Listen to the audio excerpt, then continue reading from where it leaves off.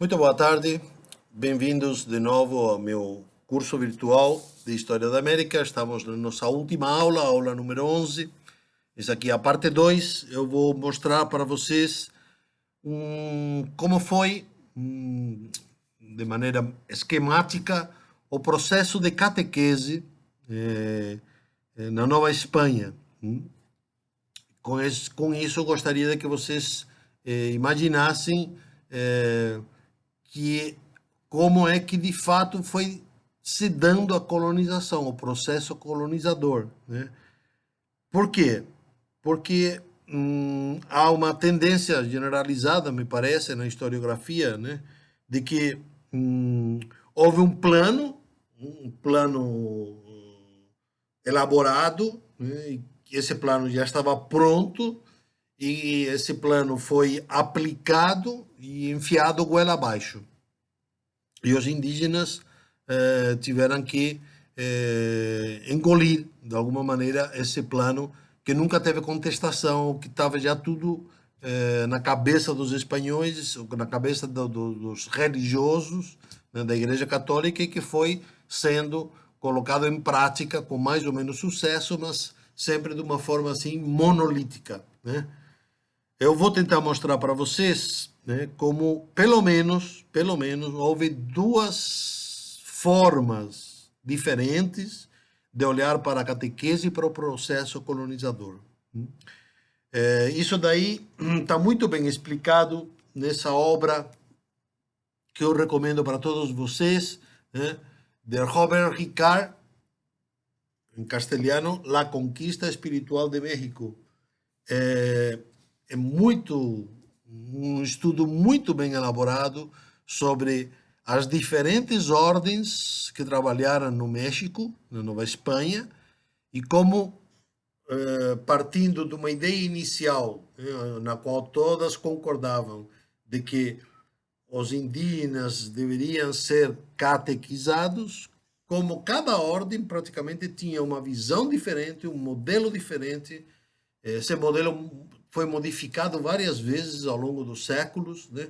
E como muitas ordens brigavam entre si ou se apoiavam mutuamente, enfim, é, é uma experiência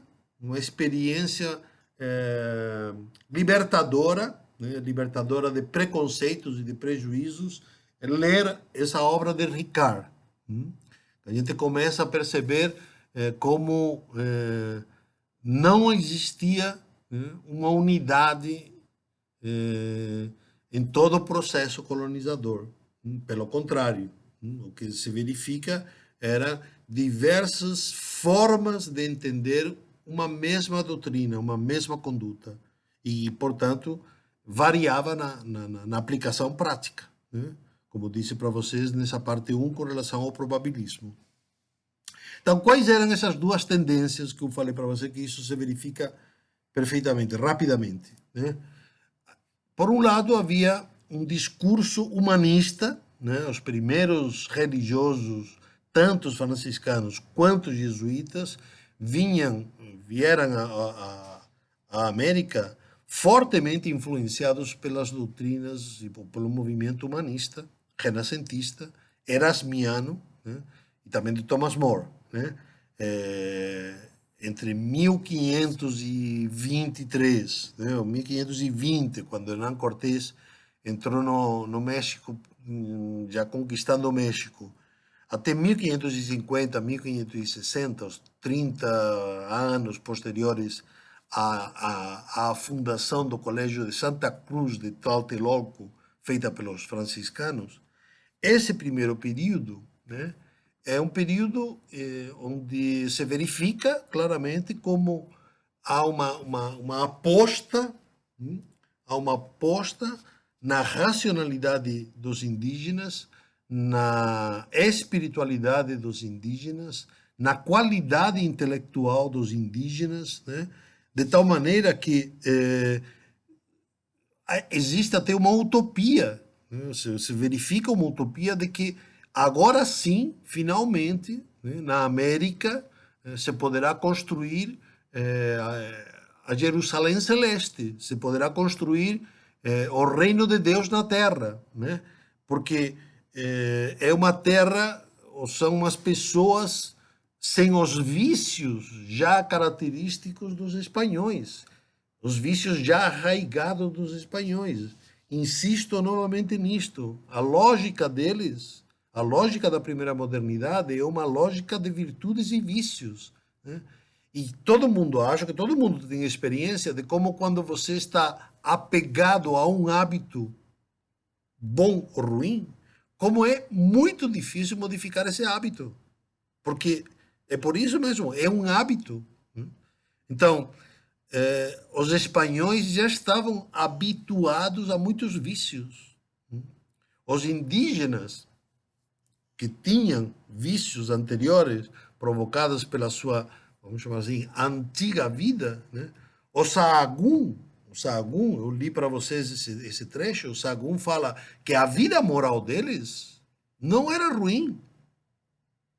A, a, a vida, vamos chamar assim, teológica ou fiduciária, de fé e de crença em Deus, era idólatra. Mas isso é fácil de resolver, diziam os franciscanos. O que é difícil de resolver são os vícios arraigados nas entranhas da personalidade, né? E isso os indígenas não tinham, e os espanhóis tinham. Os indígenas tiveram, por causa dos astecas, uma formação moral adequada, justa, boa moralmente. Estou falando do ponto de vista dos franciscanos, né? Então, se poderia pensar mesmo em voltar a um cristianismo primitivo. Se poderia pensar realmente na construção de um homem bom, né? Por quê? Porque esse era o pensamento dos franciscanos. Se os indígenas conhecessem a verdade, eles conheceriam e amariam a bondade. A relação, que era uma relação aristotélica, mas que depois vai ser ressignificada pelo cristianismo, a relação entre verdade e bondade já estava estabelecida por Platão, por Sócrates, Platão e Aristóteles, né? Os cristãos vão ressignificar tudo isto, mas há uma crença, há uma aposta, né, pelo ensino, né, porque conhecendo a verdade levará para uma prática de vida boa, de vida moralmente boa, né? É, essa é uma primeira lógica. Eles vão fazer como? Como é que vão fazer os franciscanos? Como é que vão ensinar no colégio fundado por eles? Esse aqui é um outro livro que pode ser muito interessante, né, para quem quiser aprofundar nesta matéria, é da Sônia Corcuera, né? El Fraile, El Índio e El Pulque, né? Evangelização e embriaguez na Nova Espanha, 1523-1548. Então é um período, né, de momento em que Hernán Cortés entra até 1550, né? É, é muito interessante, um estudo muito interessante, né, sobre como é que se processou a catequese dos indígenas, né? Então, aqui, nesse livro, na página 154, perdão, na página 151, nós verificamos o seguinte, ele está explicando o seguinte, com pintura, como é que era feita a atividade de aulas, em um informe, né, da província do Santo Evangelho, informe da província franciscana, em 1500, aproximadamente 1570. Estão dando um informe sobre como é que se dava as aulas nos colégios franciscanos. Se fazia isto com pinturas, conforme ao uso que antigamente eles tinham, que por falta das letras de que careciam, comunicavam e tratavam e davam a entender todas as coisas que queriam por meio de pinturas. Está falando dos glifos, né? Dos códices, as quais serviam de livro. E o mesmo fazem hoje em dia.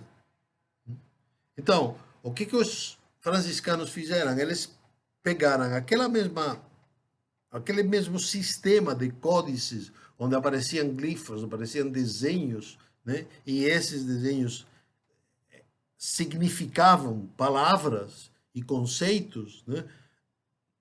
Os franciscanos desenhavam a doutrina, em forma de imagens, né? E depois eles também explicavam, como faziam os sábios astecas, explicando o que estava sendo, o que estava escrito e desenhado no códice, né? E quais eram esses ensinamentos? Então aqui também fica claro, é o sinal da cruz, o Pai Nosso, a Ave Maria, o Eu Creio, a Salve Rainha. Então, primeiro uma série de orações, né? E depois os mandamentos de Deus, os mandamentos da Igreja, os 14 artigos da fé, as características dos pecados mortais e veniais, as obras de misericórdia, as virtudes teologais, as virtudes cardeais e os dons do Espírito Santo.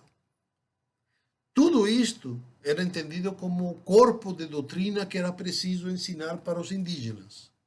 E ensinando esse corpo de doutrina, né, os indígenas passariam a ter uma vida cristã, boa e justa. Muito bem, esse foi, vamos dizer assim, o primeiro movimento. O segundo movimento começa mais ou menos por volta de 1560 e se torna vencedor. É uma proposta, né, de que é preciso ter muito cuidado com os indígenas, porque se facilitar as coisas ensinando esse tipo de doutrina, né, os indígenas vão poder pensar por conta própria, os indígenas vão se desenvolver além da conta, porque já estava se verificando que os indígenas questionavam, que os indígenas duvidavam, que os indígenas contestavam, né, e criticavam os professores, e que muitas vezes, e alguns indígenas, eram muito mais inteligentes do que eles, do que os próprios espanhóis, do que os próprios franciscanos, do que os próprios professores, né? Tem uma carta aqui interessante que é enviada para o rei, é uma carta do presidente da Audiência do México, né? Que dá conta precisamente de como os indígenas avançavam, né? Avançavam, tinham eram mais hábeis e mais inteligentes do que os espanhóis. Com os religiosos da Ordem de São Francisco, procurei que se ensinassem aos indígenas gramática na língua mexicana e nomearam para isso um religioso para que tomasse conta disso. E ele ensina a gramática, né? E os indígenas se mostram tão hábeis e tão capazes que estão avantajando, estão passando na frente dos espanhóis. Sem colocar em dúvida, daqui a 2 anos, haverá 50 índios que saibam já isto e que a possam ensinar. Então, daqui se seguirá um grande fruto. Sabida alguma gramática e sendo bem entendida, então será preciso que as pessoas comecem a aprender latim e oratória. E por isso bastará que os mestres sejam instruídos em língua latina. Não precisam ser frades, nem precisam saber a sua língua, pois poderão aprender os indígenas a ler e a doutrinar em latim.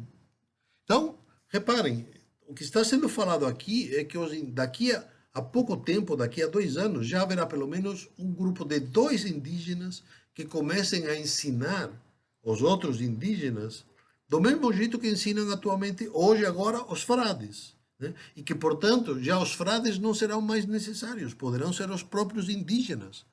Como Bernardino de Sahagún falou, os indígenas passaram a ser os reitores do colégio. Né?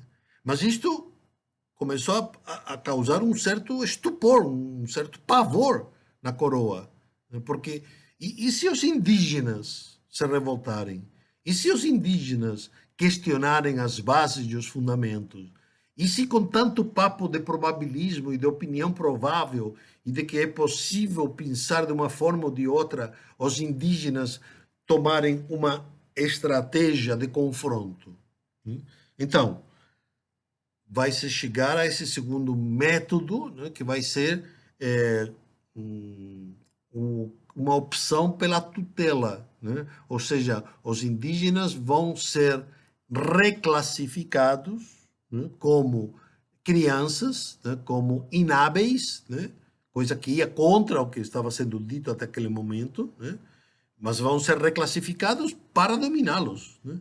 Vão ser reclassificados como inábeis, vão ser reclassificados como inferiores e o ensino também vai ser reclassificado, reduzido, né? De tal maneira que, vamos ver aqui se fica claro. Olha só, foi um grande erro dos frades ensinar aos índios todos os artigos da fé e ficar esclarecendo todos os indígenas. O índio agora não tem mais necessidade de saber a não ser o Pai Nosso e a Ave Maria, o Eu Creio, a Salve e os mandamentos, e mais nada. E isto sem nenhum tipo de esclarecimento, nem de glosas, nem de explicações, nem de interpretações, nem de exposições dos doutores. É incrível, né? Isto dá conta de que já estava o probabilismo em funcionamento, ou seja, não precisa se falar das interpretações possíveis, das interpretações prováveis, das exposições de opiniões dos doutores, né? Não precisa abrir a cabeça dos indígenas, basta com fechá-la, né? E ensinar simplesmente as orações, que eu que tinha lido antes, né? As orações que essas permanecem, e os 10 mandamentos, mais nada. Não se fala mais nem de virtudes morais, nem de virtudes teológicas, nem de virtudes cardeais, nem dos dons do Espírito Santo, que é a estrutura normal do comportamento, do comportamento. Falar sobre virtudes e falar sobre vícios é falar sobre a vida corriqueira. Sobre isto não se fala mais. Sobre a possibilidade de opiniões divergentes neste tema, não se fala mais.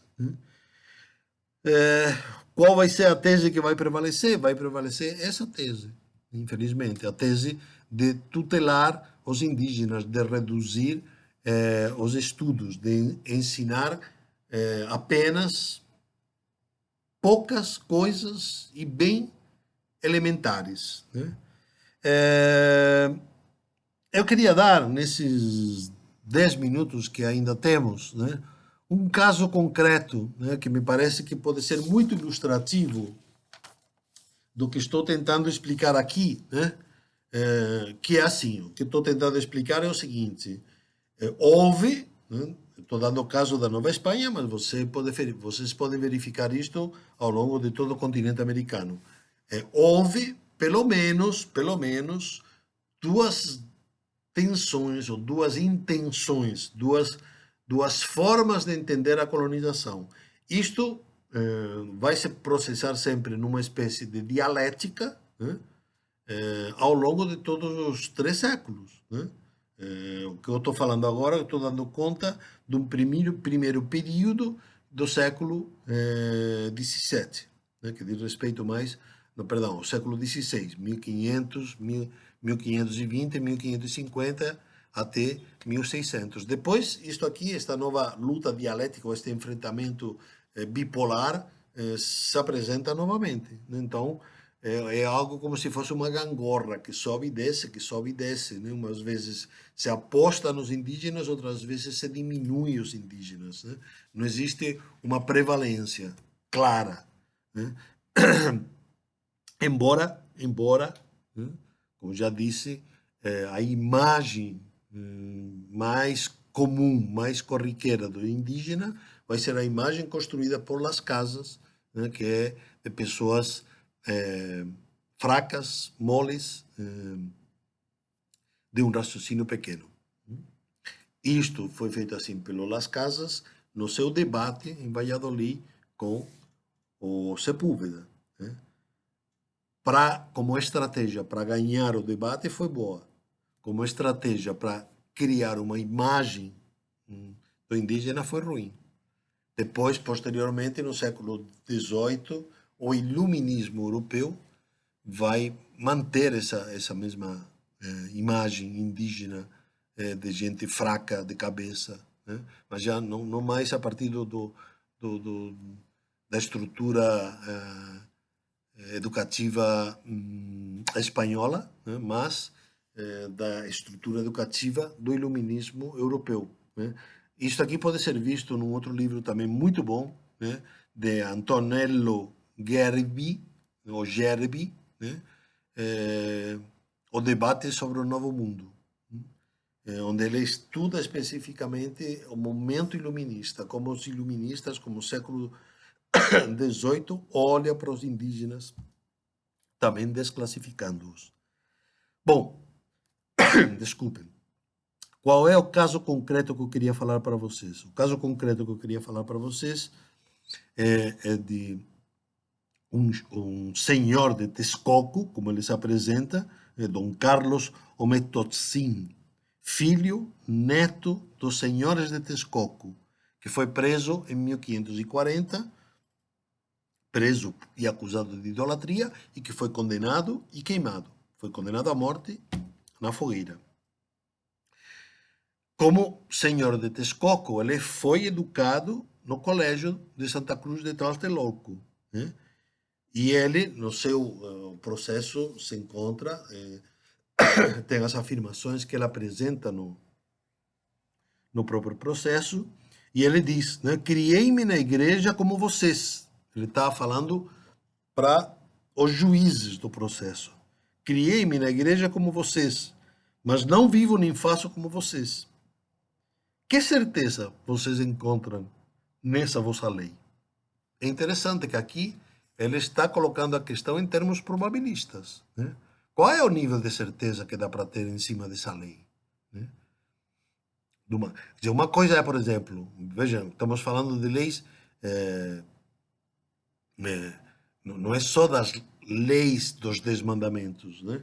É todo o corpo legislativo, né?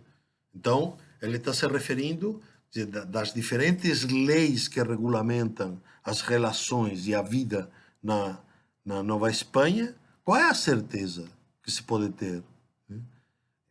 Ele sabia que existiam vários graus de certeza, portanto, era possível contestar a lei, né? Não era possível contestar qualquer lei. As leis que dizem respeito às leis dos mandamentos de Deus ou dos mandamentos da igreja são leis que estão dentro do dogma do que é ser católico, mas as outras leis podiam ser interpretadas de muitas formas e de fato eram interpretadas de muitas formas. Isso se aprendia no colégio, se aprendia na escola, né? Aí ele vai culpar os padres, né, por não impedir os espanhóis, né, de terem práticas viciosas. Então, ele, Dom Carlos, né, vai acusar os súditos espanhóis, né, de terem várias mulheres e de se embebedarem práticas que eram contrárias à doutrina católica, né? E aí ele vai exigir uma coerência. Bom, se os indígenas, né, conversos vivem convenientemente, ou seja, passam a ter uma única mulher que é a sua esposa e passam a ter uma conduta afastada dos vícios da bebedeira, por que os espanhóis não vivem assim? Por que os padres não exigem que os espanhóis vivam assim? Por que ele, índio, o senhor de Texcoco, está lá preso, sendo acusado, e os espanhóis não? Se, afinal de contas, ele não segue a verdade cristã, não segue a determinação da lei, mas os espanhóis também não seguem. Esse é o raciocínio e a lógica dele, né? E aí ele se apresenta, é muito interessante, né? Ele reivindica toda a tradição anterior dele, né? Aqui estou eu, que sou senhor de Texcoco, e lá está Ioanitzin, senhor do México. E lá está meu sobrinho Tezapili, que é senhor de Tacuba. Então está se falando da tripla aliança, da origem daqueles que eram os legítimos senhores quando os espanhóis chegaram. E não vamos consentir que ninguém se que ninguém fique entre nós, nem sequer que se nos iguale. Depois que sejamos mortos, bem poderá acontecer, mas agora nós aqui estamos, e esta terra é nossa, e de nossos avós e de nossos antepassados. É interessante, ele está reivindicando a propriedade, a autoridade legítima e o verdadeiro poder, né, perante os espanhóis, né? Defende também, né, que os indígenas se revoltem contra os espanhóis e voltem às suas crenças baseados em que são eles os verdadeiros senhores, né? Fujamos, agora está falando para aqueles indígenas, seus súditos, que o estão ouvindo. Fujamos dos padres religiosos e façamos aquilo que nossos antepassados fizeram, e que não haja quem nos impedir disso. Não haverá, nem poderá haver, quem nos impeça de fazer o que queremos. Comamos e bebamos e embriaguemo-nos como fazíamos. A embriaguez dos indígenas era uma embriaguez ritual, né? Não é que ficavam bêbados, bom, também poderia acontecer que ficavam bêbados porque queriam ficar bêbados, mas aqui está dentro de um processo jurídico e está falando de um rito de beber conforme os rituais, que era precisamente o que os padres proibiam. Não apenas pelas consequências, vamos chamar assim, de afetar o raciocínio, né? De ficar bêbado, né? Mas principalmente pela consequência de que aquilo lá era um rito sacrílego para os religiosos, né? Então, o que se pode perceber então aqui nesse discurso, né, de Dom Carlos, né? O que se percebe claramente é que há, né, uma sociedade singular, né? A maioria dos indígenas são conversos, mas também, ao mesmo tempo, não há certeza sobre essa conversão, né? E essa maioria de indígenas conversa cuja elite é educada nos colégios, precisamente para que essa elite eduque os indígenas e não sejam apenas os franciscanos, né?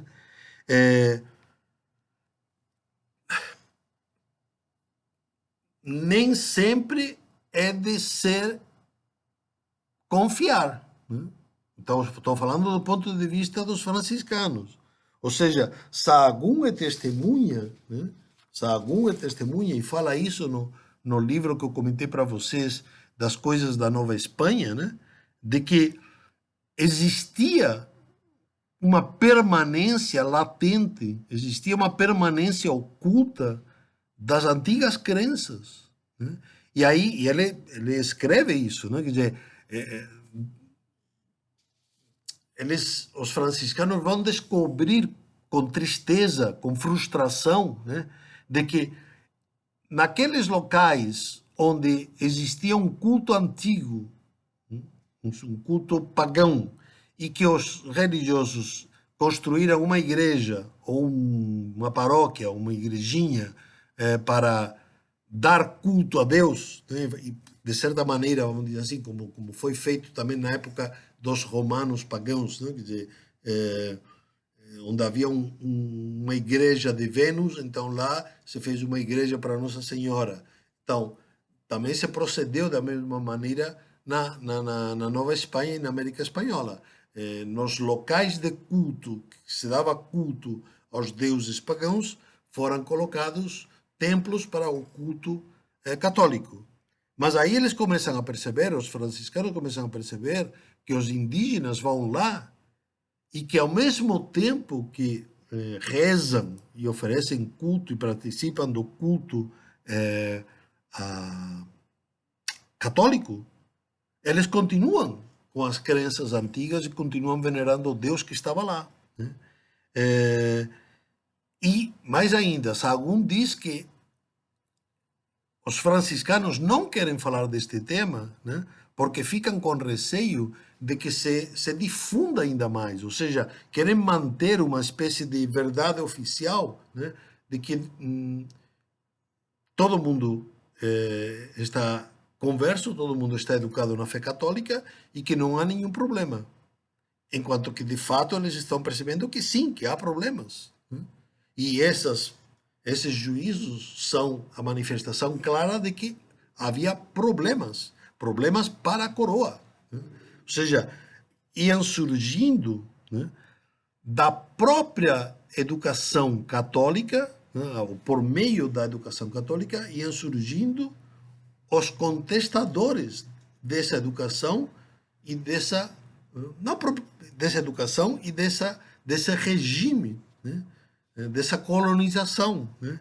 Então, de certa maneira, né, como se diz, um refrão que se diz na Espanha, não, cria cuervos e te arrancarão os ojos. Ou seja, o que vai se questionar, né, e por isso que vai ser problemática aquela primeira versão da colonização, né, de que o que vai se contestar é na corte, na coroa, né, de Castela, compensa fazer esse tipo de educação, compensa fazer esse tipo de conversão, né, compensa criar uma elite que depois vai nos contestar, né. Ao mesmo tempo, né, não é todo mundo da elite, não é todo mundo que está converso que não está assim tão converso. Não é todo mundo que vai seguir a mesma conduta do Senhor de Texcoco, né? Então, há e houve, sim, muita gente que se converteu verdadeiramente, né? A questão toda é que é muito difícil para os historiadores, né, estabelecer ou discriminar quem teve uma conversão mais autêntica ou mais verdadeira e quem teve uma educação menos autêntica ou menos verdadeira. A gente pode encontrar atitudes e juízos como esse daqui de Dom Carlos, mas são poucos os que há, né? Esses processos não são muitos processos. Então, por algumas mostras, por alguns botões, né, a gente pode perceber um pouco o teor do terno, né? Então, havia sim, né, como fruto da educação e do ensino mais probabilista, mais aberto, mais heterodoxo, mais heterogêneo, se permitia então, ou era possível existir uma contestação. Mas havia defensores, então surgiram gente na Espanha e na América que queriam e quiseram e efetivamente acabaram com esse tipo de educação, né? Mas sempre houve os religiosos, os franciscanos e os jesuítas que retomavam a antiga forma de educação, uma educação mais aberta, mais probabilista, mais baseada na própria consciência, mesmo correndo o risco de que essa consciência pessoal se levantasse contra a consciência estabelecida, vamos chamar assim, contra a ocupação, contra a conquista, contra a dominação, contra a colonização. Esse vai ser como que o, o mosaico, não? Então, o espaço de, de luz e de sombras, ou de tutela e liberdade, ou de apostar na racionalidade e na intelectualidade e na espiritualidade bem mais superior por parte dos indígenas com relação aos espanhóis, ou então apostar numa ressignificação e uma reeducação e uma rediminuição, né, da própria inteligência dos indígenas, porque era a forma de controlar a dominação. Com isto, eu acabo o meu curso virtual. Ainda tem uma terceira parte na qual vamos falar sobre as viagens de Gulliver, onde eu quero mostrar para vocês como nas viagens de Gulliver o iluminismo já está às portas, né? Como toda essa primeira modernidade vai ser transfigurada numa segunda modernidade que vai ser uma modernidade já contemporânea, iluminista e racional. Muito boa tarde, muito obrigado pela atenção.